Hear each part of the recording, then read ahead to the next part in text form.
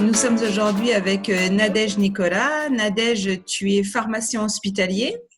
Tu habites dans le quartier Poincaré. Oui. Est-ce que tu peux nous expliquer un petit peu ton métier rapidement? Oui, bien sûr.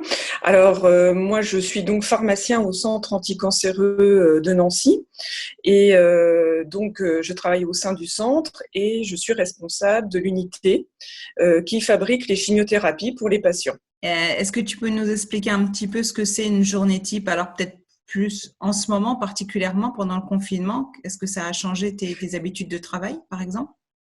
Ce qui a changé pendant cette crise du Covid, c'est que d'abord, il a fallu protéger nos patients parce que ils viennent à l'hôpital, c'est-à-dire ils viennent pour recevoir leur chimiothérapie, mais qui dit venir à l'hôpital dit s'exposer éventuellement à une contamination.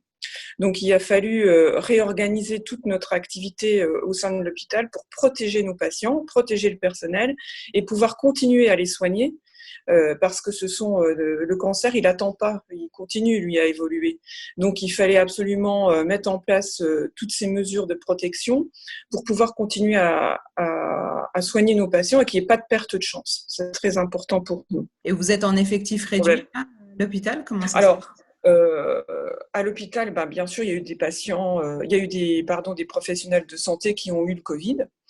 Donc, et puis il y a des patients, il y a des personnels de santé qui sont restés à la maison parce qu'ils étaient personnes à risque ou simplement parce que, par exemple, nous, on a une femme enceinte parmi les pharmaciens, donc par mesure de précaution, elle reste chez elle. Il y a aussi des professionnels de santé qui ont des maladies chroniques et qui doivent rester à domicile pour être protégés. Donc, on n'est pas en sous-effectif, on est disons, en effectif ajusté.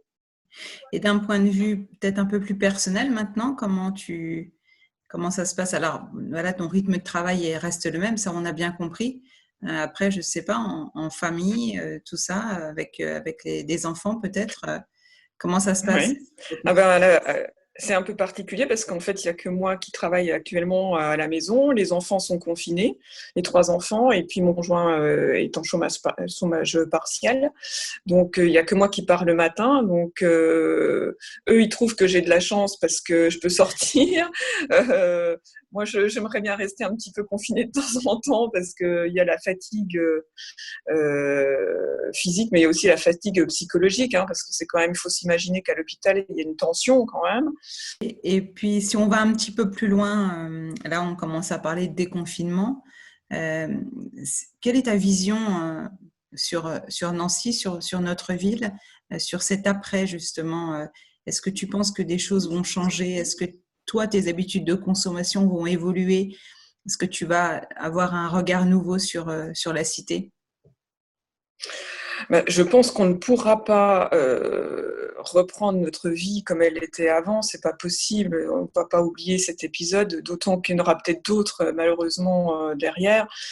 C'est vrai qu'en termes de consommation, on essaie de consommer local, de faire en sorte de valoriser nos producteurs locaux.